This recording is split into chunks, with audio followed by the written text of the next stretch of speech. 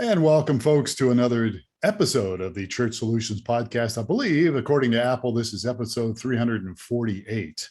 Although we've been doing this for a long time. If you're new to the podcast, we're actually, I guess, technically a tech company. We've been serving churches exclusively now for over 20 years.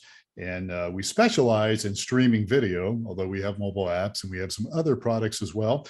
And because really everybody on the team here has been involved in ministry, either still is or has been in the past, on this podcast, we will many times talk not only about tech-related things, but ministry-related things. And so we cover a lot of ground on this and appreciate you spending some time. So Steve Lacy, who's normally here, is not with us today. But I do have a guest, and he is a ministry-minded, let me read his bio here so I don't get it wrong. He's a ministry-minded entrepreneur, and he has founded Ministry Pass and also Sermonary, not seminary, Sermonary. We'll get into that in a moment. His goal is to help pastors and help them create their messages, their sermons, and also help them in leading their churches. And so really all this started as he was working in ministry for a number of years, got kind of stretched thin, and then he decided to create, we'll get into this a little bit, created a library of resources to help people. So Justin Trapp is my guest today. Justin, how are you? Hey, I am great, Phil. Thank you for having me. You're very welcome. It's a pleasure. And so you are the CEO of Ministry Pass. You're also a pastor and a podcaster. In addition to doing those other things. I think what is the podcast? Is it Hello Church? Is that what it is? Yes, sir. Hello Church. Hello Church is your podcast. Okay. Well, we'll need to hit you up on that. So let's just jump into things. Appreciate you being here with us today. Let's talk a little bit about Ministry Pass. So let's just get to the basics here. What in the world is Ministry Pass? Is that like a free thing? You get a free pass to do ministry? How does that work? I wish that were the case, right? So Ministry Pass is an online resource library for church leaders to use. And really, churches from any denomination can leverage the resources that we have. We have sermon series on every book of the Bible. We have over 1,600 or 1,700 sermon series currently in our library. And what a sermon series provides, what our deliverables are, is a content framework on the sermon side. So we give the pastor a starting place. We're not giving pastors transcripts or full sermons, just a sort of springboard, if you will, a framework. And then they can sort of develop the rest of the message through their own unique voice and community context. And then we give them all the media files that they need, whether it be a bumper video or a countdown video for their service or graphics for, the screens or online. And currently, Bill, we last time we did the math on it, we have about 75 years worth of sermon series content on our site. So Whoa. It's quite a lot. So, and then go ahead. Well, I was just gonna say, and then we have other media stuff like water baptism graphics. We try to help pastors with not just the sermon stuff, but also week to week, day to day stuff that they need to promote and communicate with their people online. Okay, so this sounds really interesting, really good. I'll dig a little deeper here in a moment, but let me ask you. So, how did you get to this? So, I mean, I know in your bio you pastoring, you kind of got a little worn out or tired. I don't know exactly. Sure. Tell me specifically, without being too specific, I guess, as to what led you to do this. You were already pastoring. You were in ministry. Yeah. What motivated you to go this direction?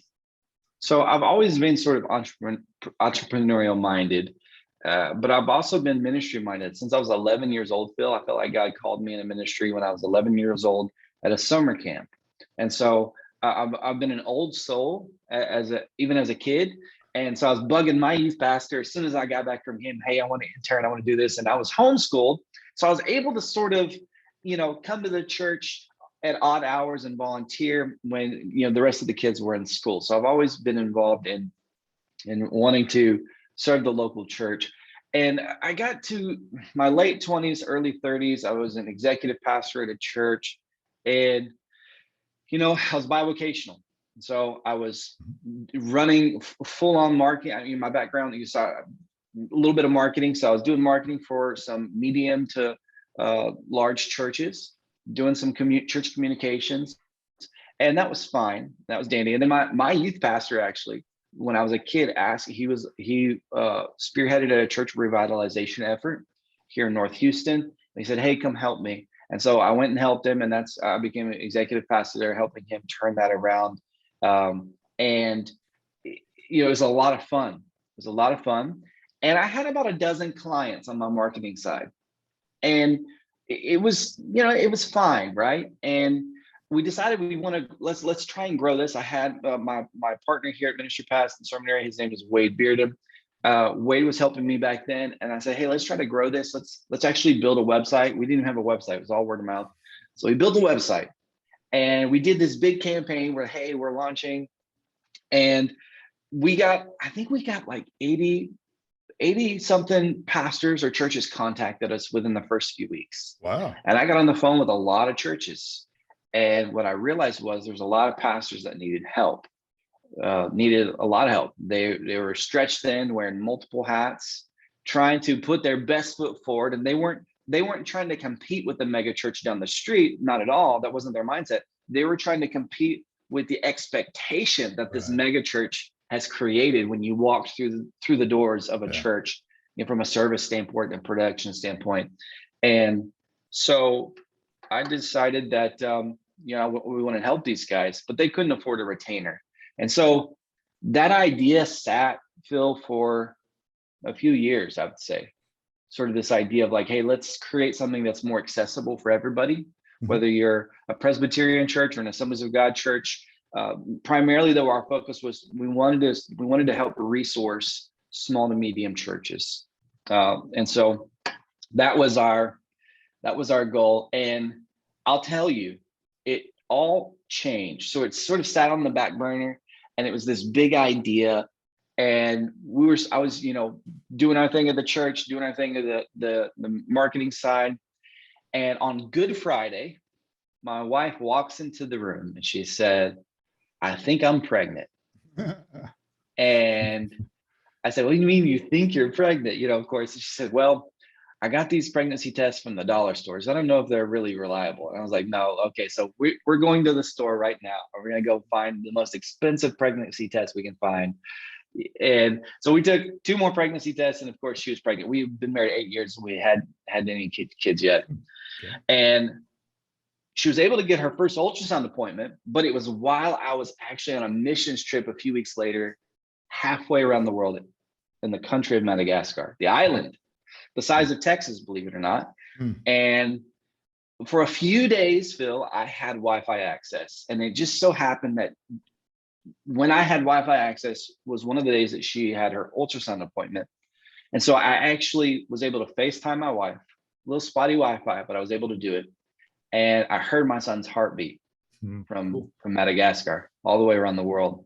Wow. And for whatever reason, it was like this urgency was birthed immediately. And I just felt God pressing me over the bumpy roads of Madagascar, through the jungle, through the rainforest, that, hey, this idea that you've sort of pushed off, that you've avoided, now is the time. Now is the time. You're going to be a dad in 8.5 months or whatever it is, 8 months. And now's the time to go. And so that was in May. Literally on the plane ride back, I started working like, what can we do? What can we do to do a big event? Who can we partner with? And I just, again, I grew up in church, Phil. I'd say I've been a church brat most of my life. And so I'm very careful to say God told me, because we just met a lot of people that use that a little too flippantly. Right. But I'm telling you, God told me, he said, go ask Mark Batterson to be a part of your launch. Oh, wow. I don't know Mark Batterson at all. So at the Johannesburg airport, I went to markbatterson.com and I filled out the contact form, and someone replied a few weeks later, and he agreed to be a part of we went to DC. We filmed him at Ebenezer's Coffee, their church's coffee shop, and he did a training for pastors on how he prepares his sermons and sermon series. And so we used that for our launch day event. And of course, COVID is all the rage and has been for a few years now, but back then, it was 8 years ago, Ebola was sort of the big thing. Right. Yeah. And I still have that screenshot when we launched Ministrypass, where we were trending on Twitter in the US and in Canada. And it was number one thing was hashtag Ministrypass, and then right below is hashtag Ebola. And sort of a nice little screenshot for us to remember. But Wow. I don't know if that's sort of the long story of how it all began in the Yeah, jungles and then the rainforest of Madagascar. That's yeah. where really God pressed me to go ahead and do this. Yeah. Wow. That's pretty fascinating. That's amazing. Wow. Well, cool. How many kids you got now? Got 3 boys. So a lot has happened in between. Yes, Now. Well, yes. good deal. So we talked briefly a little about your ministry resources. So, I mean, where do you get your resources for people? I mean, first of all, let's back up a little bit. The website is called what? Give me the website. Just so Ministrypass.com. Ministrypass.com. So when I go there, I'm going to see just a plethora of all these different things that you just mentioned. Where do you get these things? So we have a team, a creative team and a writing team, and we meet once a month. And we look at the calendar and say, hey, 90 days from now, churches are going to be in the Christmas season. Now, of course, we have lots of resources. We have lots of sermon series on Christmas. And so we ask ourselves, what can we do this year that's, Right. Stands out a little different, maybe? Yeah, stands out a little bit different. But also like, hey, what is the series that we can do that's classic, that's timeless, because again, we have Assemblies of God churches, Presbyterian churches, Baptist churches, we have everybody all over the spectrum. And so they'll have different style preferences from a visual standpoint. So our team meets, we have a team of writers, and they come together, and we produce about 18 sermon series every month, 18 to 22. Wow. And that was my next question was, okay, so I'm a pastor listening to this, maybe of a smaller church, and maybe I'm Baptist, but then there's another pastor listening to this podcast, and maybe he's, charismatic, Assembly of God, something like that. Maybe another one is Seventh-day Adventist. When they go to your website, I mean, is there going to be theological struggles they might have? How do you handle that? So we try not to get into the, I'd say, the denominational nuances, so to speak. We do, follow the Apostles' Creed. We try to get, again, I go back to, we give them a framework, and they can sort of insert some of those nuances, some of those perspectives into the content from there through their experience or their theology background. Okay. All right. So there's flexibility there. You don't have messages. And you mentioned this earlier, you don't have transcripts. I remember years ago in the 90s, a guy by the name of Rick Warren. Have you ever heard of him? Oh, yeah. That guy. I'm being facetious. Yeah, that guy. I guess he's retiring, right? Is he retiring now? Yeah, I believe so. Yeah. So I remember, and actually you and I have somewhat of a similar background. I was an executive pastor for a while. I was also a senior pastor, and I was not involved in marketing, but I was involved in broadcasting, which had some marketing in it, I guess. But I remember the church I was working with back in the 90s, we used a lot of Rick Warren's material, and he actually would give you the transcripts. He would give you the audio, outline and all that stuff. And we didn't necessarily use the transcripts, but we did use the outline sometimes, some of the ideas. So yours is different in the sense that you've gone to the next level. And also, I was going to bounce this off you too. Now, I know Life Church does something similar, right?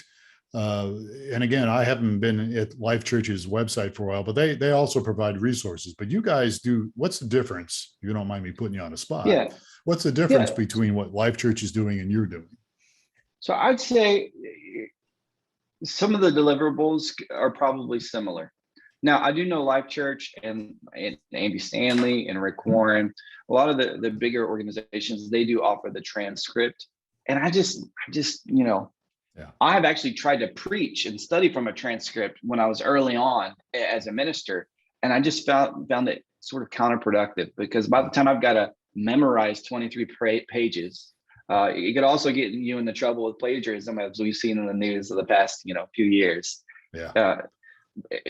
Speaking of which, I think Andy Stanley's license, this is a fun fact, Andy Stanley gives you a license, I believe, to preach 1,000 consecutive words from his transcript. That's what the license allows. Just fun fact. Interesting. I didn't know that. Wow. Okay. I would say that the difference for us, though, here's what we provide pastors. We provide the passage that they're going to be preaching from. We provide some talking point ideas. We provide, I would say, 3 to 5 sermon illustrations so that they can use from. And then sort of the rest of it is for them to sort of flesh out through their voice. And so, they don't have to cite us or, as a source, because we're just we're not giving them anything new under the sun, right? But we are packaging in a way that's sort of themed for a series, and hopefully it's helpful, especially for the bivocational pastors that just don't have a ton of time already. And I talk to guys all the time that I talked to a pastor who owns his own IT business, and he putting his 2 girls through college and works 10-hour days every day. And then on Saturday, he said, my wife, my process is my wife makes me a breakfast once a week. That's on Saturday morning. We have coffee together, and then I start studying for the sermon, and I'll study all day Saturday, sometimes well into the Sunday. And then I get up and I preach, and Monday comes again. And his story is not uncommon, I would say, for a lot of pastors. Absolutely. I did some of that myself over the years. So let's talk a little bit about pushback. Do people give you flack on this? Do you get any? I know with some of the Rick Warren stuff, I know a guy that was pastoring in Wichita, and I guess he got fired over the whole thing. And yours is not. Again, you've made a good distinction between what you do and what everybody else has done. But do you get pushback on, oh no, the Holy Spirit needs to lead people? Why would you want to do something like that? Oh yeah. It used to bother me, to be honest with you, Phil. We spend money on Facebook ads and Instagram ads, and we get comments. Right. I wouldn't say all the time, but pretty common to get comments, and they'll say like, well, what about the Holy Spirit? I'm like, well, what about the Holy Spirit? Like, let's talk about that, right? He only speaks to a pastor late on a Saturday evening or Sunday morning, like right before he goes up, like that. And it's so funny because it's like, we don't want to put the Holy Spirit in a box, yet he's in a box constricted to at the last minute, right? Exactly. And then, or I'll hear the other, my Reformed brothers will be like, hey, just preach the gospel. I'm like, well, we kind of are. We just, it's just like little comments that are meant to like bite or just poke at you. Passive, they don't bother aggressive, me anymore. All that stuff. Yeah, they don't bother me anymore.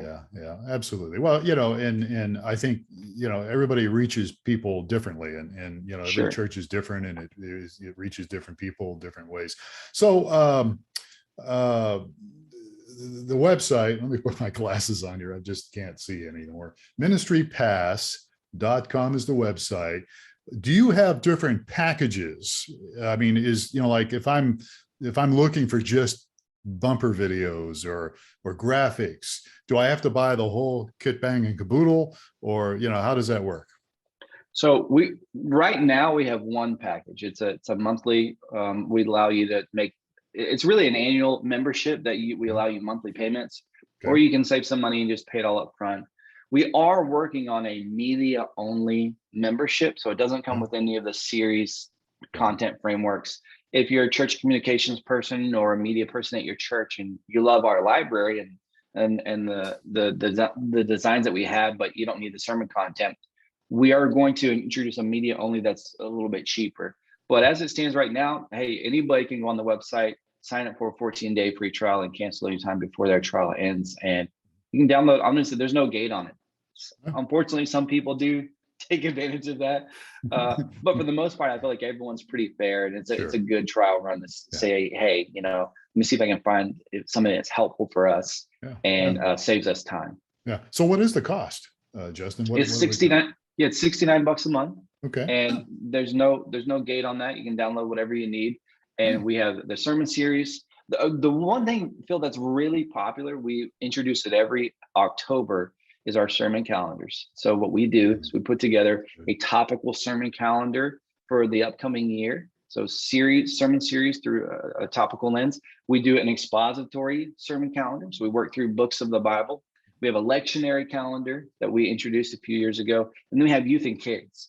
And that seems to be a really popular product that people really love. It helps them plan. A lot of pastors say, hey, I'll take some of the stuff in your calendars and we'll add our own, or I mix and match, or some just say, hey, I don't use Ministrypass, but I love when y'all launch the calendars because it gives me ideas of what we can do. Because we are, we're a little bit more equipped from a resource and a personnel standpoint to pull this off.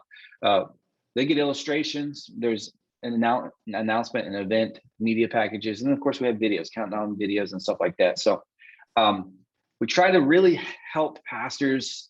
If a pastor's using Ministrypass, we believe he's saving anywhere from like 4 to 6 hours a week in not having to produce the media themselves, but also that starting place. Because I don't know how it was with you, Phil, when you're studying for a sermon. The beginning was always the hardest. Once I got in a groove, once I got momentum, it became sort of easy, so to speak. It's that first portion, and so that's what we try to do, is come alongside pastors and give them the starting place and say, hey, run with it now. So yeah, that sounds really good. Ministrypass.com is the website. So Justin, we got a couple minutes. I mentioned in your bio here that you also founded an organization called Sermonary. Tell us a little bit about what is Sermonary. Sermonary is a sermon writing app.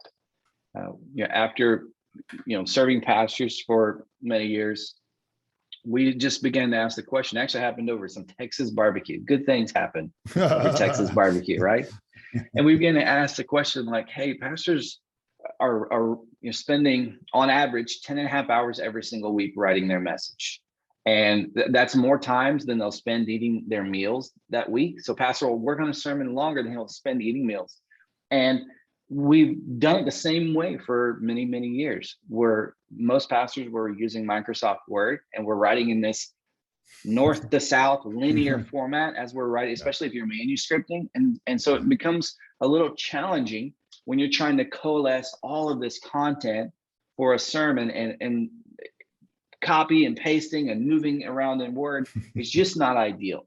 It does 10,000 things that have nothing to do with writing a sermon. And so we created Sermonary to help pastors really in that sermon construction process. So if you're familiar with like a drag and drop web builder, that's kind of how Sermonary is built. It's drag and drop. You have different content blocks. So you have a Bible passage block and you drag that in, and then you have your title block, or a point block, and you drag that in. You can rearrange the blocks really quickly.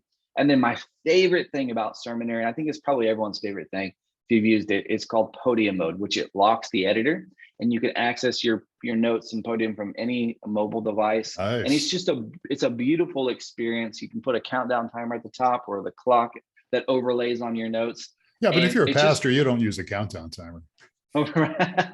Right. Yeah. You know what it means when a pastor looks at his watch, right? Oh man, it means 10 more minutes. It means absolutely nothing. No, but anyhow, I'm sorry. He's pretending to care.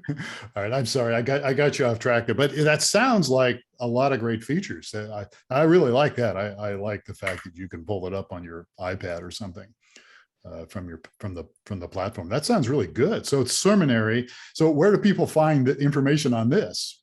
Yeah, sermonary.com. Okay. You can go there. And sermonary is actually a real word. So when we were, is it? So it means a collection of sermons. Oh. And I did not know that. I didn't know it was a real word. We went through all these potential names. We went through like 300 names for the platform before we called it Sermonary. And I'll tell you, I don't know if I've ever told this story on a podcast before, but I was just 300 names. I'm like, nothing. We were talking about Podio and Sermon Builder and all these things, and just nothing seemed right. And I'm laying in bed at night, and there's a rerun of a Cowboys Green Bay Packers game. And I fall asleep watching this game, and I wake up, and it literally comes to me, Sermonary. Like the first thought in my head when I woke up was Sermonary. And I was like, that's it. So I go to Google as fast as I can to look up Sermonary to see if anyone owns it or anything. Right. And it was like dictionary.com, a collection of sermons. And then I thought, wow, this is perfect. A pastor in New York actually owned the domain, and he was gracious enough. He had tried a few things with it, and it wasn't really taken off the way that they thought. So he was gracious enough to sell us the domain and allow us to use it. I think after we bought Sermonary.co, and I think he got tired of getting support emails, Yeah. customer questions. So he Yeah. just said, hey, I'll sell it to you guys. Just leave me alone. All right. Well, that sounds good. Okay. Well, so we're running out of time here, but Justin Trapp has been our guest today on the Church Solutions podcast, and you can go to Sermonary.com and look at that as we were just discussing it, or you can also go to Ministrypass.com. It sounds like you've got some really good stuff here, Justin. It really can help people. Our company, we have a heart for churches. That's all we work with is churches, and so anytime we can help a pastor in any avenue, any area, we're always excited about that. And this sounds like a really exciting thing that you've got going. Yeah. Well, I'm grateful that you guys had me on. So thank you very much. It's our pleasure. Folks, you can get a hold of Justin by just going to those places, right? They can just go to Ministrypass.com, and they can reach out to you there, I would assume. If you want to reach out to us, it's support@streamingchurch.tv, and we'll forward the message on to Justin. If you'd like to subscribe to the Church Solutions podcast, we would appreciate that. And you could even give us a little rating if you want, just wherever you get your favorite podcast, just look for Church Solutions podcast. And as usual, if we can help you in any way here at streamingchurch.tv, it would be our pleasure. So Justin, again, thank you so much for being our guest today. Yeah, thank you very much. Everyone leave 5 stars for the podcast. There you go. These guys out. Yeah, there you go. All right. Well, maybe we can weasel in on one of your podcasts one of these days. We can there it is. Get in there and do that. All right. Sounds good. All right. And most of all, folks, thank you for listening or watching the Church Solutions podcast, whatever you're using. We do appreciate you, and please take care of yourselves and each other. And we'll catch you again next time on another episode. I'm Phil Thompson on behalf of Steve Lacy. Have yourself a great day.